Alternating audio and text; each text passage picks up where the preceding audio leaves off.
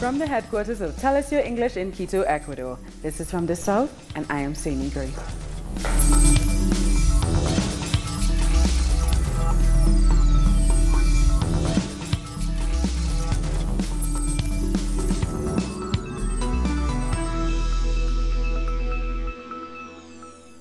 U.S. President Donald Trump has threatened to send the military to the border with Mexico. He said he needed to protect the nation's border until a wall is built and there is proper security.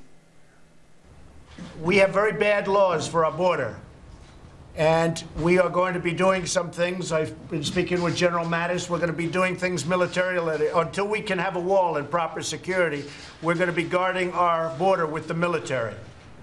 He also threatened to withdraw U.S. aid to Honduras in response to the number of Hondurans currently crossing Mexico towards the United States. Trump tweeted that the big caravan of people from Honduras had better be stopped before it gets to the U.S. border.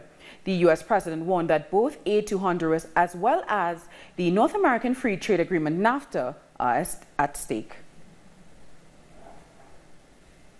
Now, despite Trump's threats, Mexican towns have welcomed this caravan, which is moving over 1,200 Central American migrants towards the U.S. Local authorities have offered lodging in town squares and empty warehouses. They've also arranged transport for the migrants. The caravan that left the Guatemalan border on March 25th is expected to arrive at the U.S. border in the spring. Some of the migrants will apply for asylum, while others will attempt to sneak into the United States. I feel we have rights as well, to be able to go forward, to be able to have a better life with our children. It's bad to be a mother here on your own. We don't know anyone. What the critics have said is that we want to take advantage, but we just want the best for our children. Perhaps it's a crime over there in the United States. Migrants should not be abandoned because of some tweets and political heat. It's typical of Donald Trump to govern via tweets. These tweets on many occasions have created a number of problems. I think this is one of those cases, creating a xenophobic, racist wave against the people of Central America and Mexico.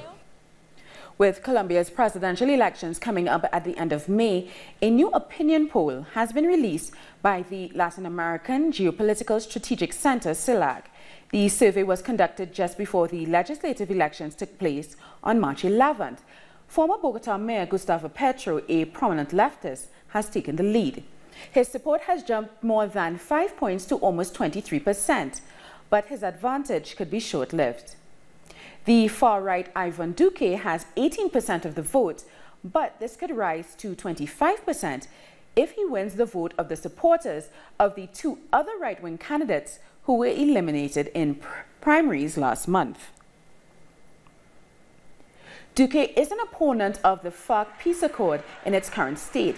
He has called for changes to the deal that could put the peace process in jeopardy. And he's the protege of the former president, Alvaro Uribe. Once a frontrunner, academic Sergio Fajardo has lost favor, relinquishing his lead to drop to about 17.5%, as is the former vice president, German Vargas Lleras, who served under President Juan Manuel Santos until last March. At the bottom, there's Humberto de la Calle and Piedad Cordoba. De la Calle of the Liberal Party is the government candidate. He has ruled out an alliance with Fajardo despite calls for a unified bid given their centrist positions. Let's go to Jose Manuel Jimenez in Bogotá for more information. We're 54 days away from electing a new president. Candidates have a very busy agenda, with debates and meetings. One of the most important aspects of this election is a possible alliance between Humberto de la Calle and Sergio Fajardo. De la Calle has asked the CNE if the move would be legal, since the deadline for such alliances has passed. There will also be a meeting between candidates for the vice presidency, including Angela Robredo, Claudia Lopez, and Clara Lopez, to analyze a possible alliance after the first round of the election. The first debate will be held with all the candidates discussing topics like corruption, drug trafficking, organized crime, security, the peace agreement with the FARC, and the ongoing talks with the National Liberation Army. We thank Jose Manuel for that report. The Colombian government and the ELN guerrillas are continuing their peace talks in Quito in the hope of finally ending an armed conflict that has seriously affected Colombian communities. On Monday, the Colombian government and the ELN began evaluating the recent bilateral ceasefire which ended in January. Results from the ceasefire include zero confrontations between the government and the ELN. There was no fighting during that period or even sabotage attempts to oil and electrical infrastructures. For Catherine Torres, a member of the peace campaign, achieving a lasting agreement on the eve of a new administration is fundamental. After the evaluation, we feel like an indefinite ceasefire is the most important thing. But a ceasefire could fail to continue when a new administration comes to power. So we must always remember how important long-lasting peace is, and that we need to make sure that we deepen trust on both sides. Both sides face countless challenges. Negotiations face three immediate challenges. First, a new bilateral ceasefire. Second, protecting their leaders. And finally, what I think is the most important issue, outline a participation process. Without it, negotiations will stall. Participation and safety assurances are paramount to move dialogues forward and to stop the murders of social leaders. Let's go back to what we were working on in Tocancipá during hearings in which we moved social movements proposals forward. We have to use proven methods that we've been using for many years in Colombia. It's very important for social organizations that in a bilateral ceasefire, communities are properly represented and that there are agreements to work alongside the UN and the Church to monitor progress. The Gulf Clan is public enemy #1 in Colombia. According to intelligence reports, it has become the country's largest and most powerful criminal organization. The Gulf Clan exercises control over almost all Colombian territory. The government says it is funded by drug trafficking, illegal mining, and extortion, and that money is laundered in real estate and international franchises. The organization emerged in 2007, 2 years after the demobilization of another paramilitary group called the United Self-Defense Forces of Colombia. That left a void in the drug and extortion business. In its 11-year history, the Gulf Clan has expanded to at least 17 departments of the country. It is particularly strong in Colombia's northern region, in the departments of Antioquia, Choco, and Cordoba. It also has a strong presence at the borders with Venezuela and Panama. The government believes the clan has also extended its network with drug cartels in Costa Rica, Honduras, Panama, Guatemala, and Mexico, including the famous Sinaloa cartel, whose head, Joaquin El Chapo Guzman, is on trial in the United States. Now, just last year, Colombia said the clan's membership halved after a major offensive by the government. However, now it warns the Gulf Clan is planning attacks on police. It also holds the group responsible for terror attacks against the public, including threats to and the murders of social leaders. Colombia's Attorney General has announced an investigation into the oil company Ecopetrol following an environmental disaster caused by an oil spill 3 weeks ago in the north of the country. The government has demanded the halt of oil extraction activities in the area and the implementation of emergency action to contain the damage. The leak was caused by the burst of an oil well in the Santander region. It has killed around 2,500 animal species and damaged more than 1,000 tree species.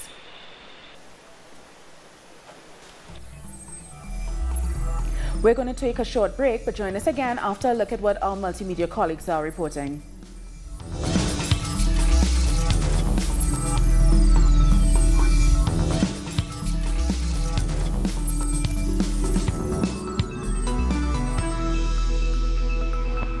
My husband has been fighting for the liberation of the African people, for the working harmoniously of all the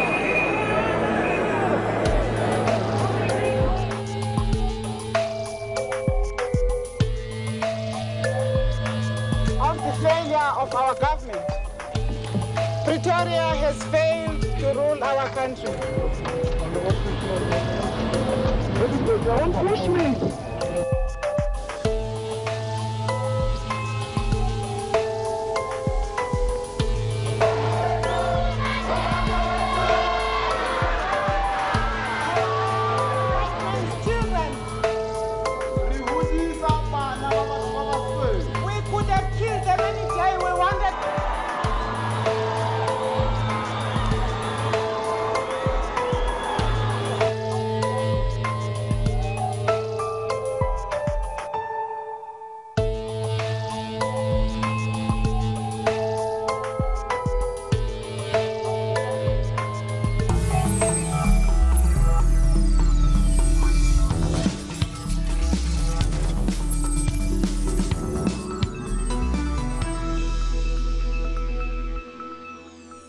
Welcome back. The Colombian television station RCN has released a video showing the 3 Ecuadorian journalists kidnapped at the border with Colombia a week ago.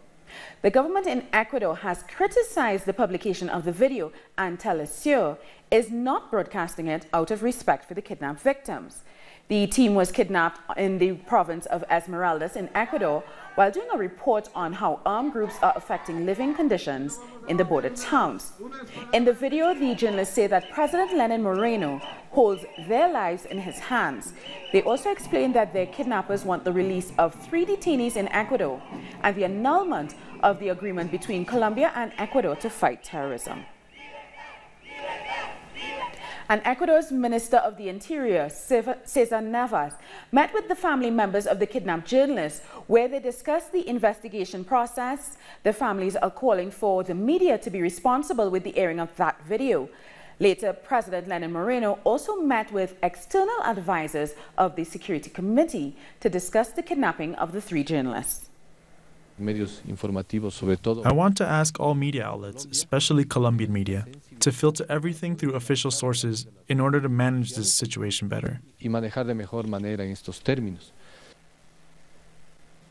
in government are deeply worried about the situation in the northern border, particularly in San Lorenzo, in the Mataje zone. For this, and as we've been acting in every sector, we've been listening to experts' opinions, citizens' thoughts, and the comments of armed forces to form a presidential council for security advisory. We really need this, and I'm sure that these officials that I know so well will give their best suggestions, because they have a strong patriotic feeling.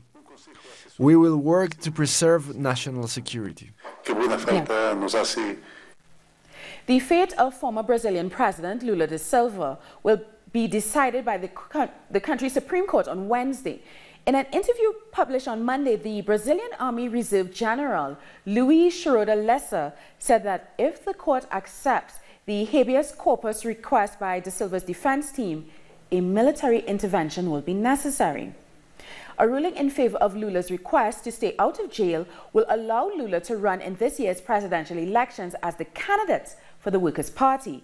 General Lessa says that the Supreme Court will be acting to induce violence, resulting in bloodshed among Brazilians. In Peru, Martin Vizcarra swore in his new cabinet on Monday. The cabinet is headed by Cesar Villanueva, who's expected to follow former President Pedro Pablo Kuczynski's neoliberal economic model and foreign affairs policies. 14 men and just 5 women formed the new government. The lawmaker Salvador Heresi is the new Minister of Justice. Current diplomat Nestor Popolizo heads the Ministry of Foreign Affairs. Critics say Vizcarra has stuck to the status quo. Vizcarra has said, together with his 19 ministers, he will put an end to the Peruvian political crisis. And staying in Peru, the country's new foreign minister has announced that Venezuelan President Nicolas Maduro is still not welcome to attend the Summit of the Americas in Lima next week, upholding the decision by the country's former president. And therefore, we do not endorse the decision of Venezuela's government to make fair and free elections impossible, preventing them to develop with legitimacy and credibility, a fact that negates even the slightest notion of democracy, and represents an insurmountable impediment to taking part in the Summit of the Americas. This is a firm decision that is not up for revision. Venezuelan Foreign Minister Jorge Arreaza has asked Switzerland to stop hostile economic sanctions. In a formal note, Arreaza said the sanctions violate fundamental principles of the United Nations Charter Agreement that both countries have signed.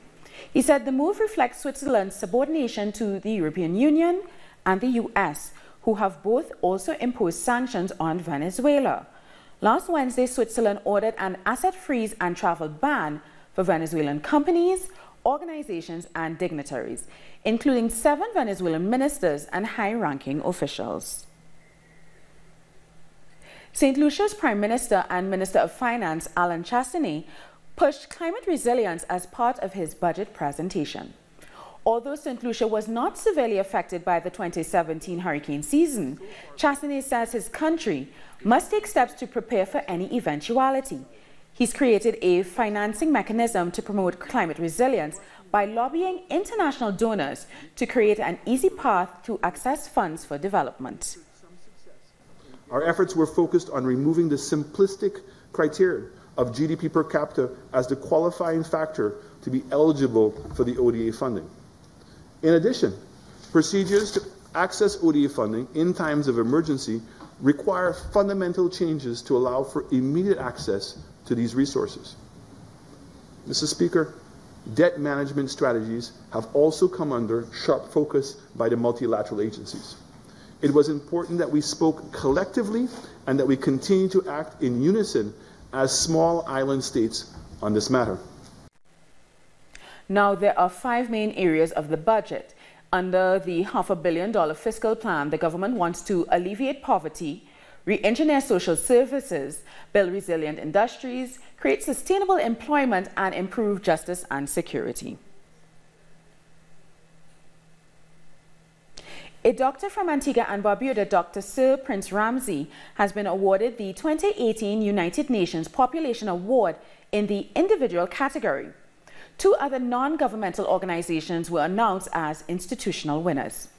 Dr. Ramsey is credited with improving health care for thousands of people in disadvantaged communities of Antigua and Barbuda.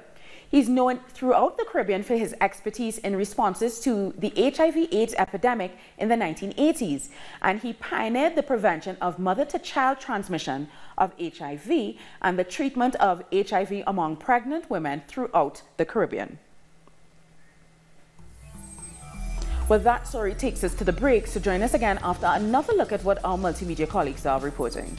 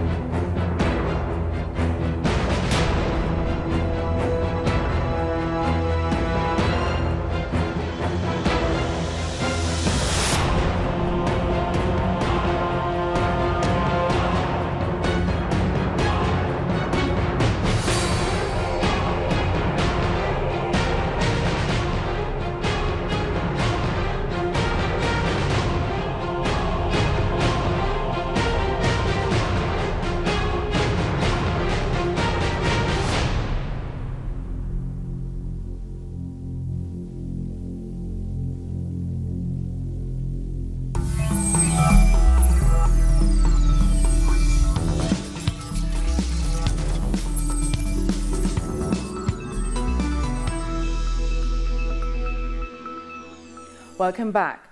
Teachers in the U.S. state of Oklahoma are striking for a 2nd day in a row. Oklahoma is one of the most poorly funded states in the country. Teachers are demanding the government commit to funding education properly. Oklahoma is ranked 47th out of the 50 states in student funding and 48th in teacher salaries. The teachers are striking to encourage the government to boost the education budget by $200 million. To discuss this some more, we're being joined by the former high school teacher turned journalist Eric Blanc. He's in Oklahoma covering the strike for Jacobin magazine. Hello, Eric. So thank you for joining us. And what has the scene been like in Oklahoma these last 2 days? Well, it's been really exciting and very explosive. We weren't sure whether the strike would happen. The governor made a deal last week, made some concessions to the teachers and to some of the state workers to try to persuade them to not strike. And the amazing thing is, despite those concessions, the teachers and the state workers decided to come out yesterday, and they came out even stronger today to demand not just more pay, but full funding for schools and state services. So the stats I have read about the teachers' conditions in the United States, I find them shocking. Why has this not been high on Washington's agenda? And why has it taken a backseat to your president's foreign policy? One would assume that making America great again would include properly funding education. Right. Well, that would make sense. Unfortunately, both the Republicans and the Democrats are very much beholden to big corporations. And so what that's meant concretely in Oklahoma and in most of the country, honestly, is that there's been huge tax breaks for the rich, for the corporations, and that's been concretized in cuts to education and other social services. So this is actually what has been planned by the government. They want to whittle down public education and instead replace it with things like charter schools, a form of privatization, so that they can really dismantle public education. And what this struggle in Oklahoma and in West Virginia is showing is that there's an alternative and that people aren't just willing to let our schools get destroyed.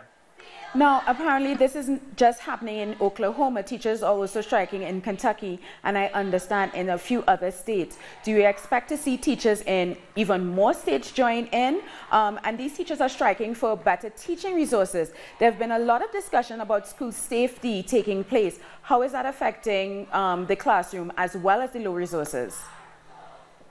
Right. So as far as the strike and movement spreading, yeah, we should anticipate, and it already has spread. So Kentucky, for instance, yesterday had a major work stoppages and protest inside their capital in Frankfurt, almost as big as Oklahoma. Another state to look out for is Arizona. There's been a mass movement, and there's talk of a strike there as well. And clearly, the attacks on the schools is a health issue. It's a safety issue.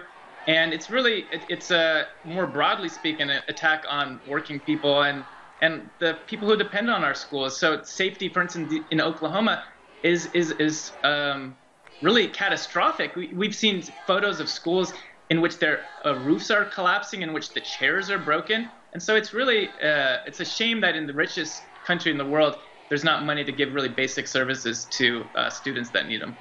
Now, Eric, you are a former teacher yourself, so I need to ask, when you see the kind of priority education is getting in the United States, or it's not being prioritized in the United States, and you're seeing teachers responding, but you're also seeing students protesting for safety in their schools, what does this make you think? Well, I mean, I'm inspired. I think the whole country is inspired. So whether it was West Virginia, or we see the student walkouts for gun control and against gun violence, or we see the Black Lives Matter protest against police brutality. I think really what we're seeing is that people have said enough is enough. Working class people, young people are trying to take their destinies into their own hands. And the exciting thing is that it seems to be spreading, and it seems to really have caught on that at this time, people feel like they can struggle, they can win, and that they can really make a difference in history. Well, Eric, thank you so much for talking to us, and I can't wait to see your piece for Jacobin magazine. Thank you so much, Eric, for talking to us. And we're going to go to, there's more protest action in France, where President Emmanuel Macron is facing the biggest industrial action since he came to office, as workers on the railways and in other sectors are holding a series of rolling strikes. Around 2,000 students in Nantes marched in a show of solidarity with public sector workers who began a 3-month strike against the government-proposed labor reforms. Demonstrators clashed with police who used tear gas to break up the protests. And that story has taken us right to the end of the newscast. But for these and many other stories, you can find them on our website at tellusyourtv.net/English. And you're welcome to join us on social media, Facebook, Twitter, and Instagram. For Tell Us Your English, I'm Sweeney Gray. Thank you so much for watching.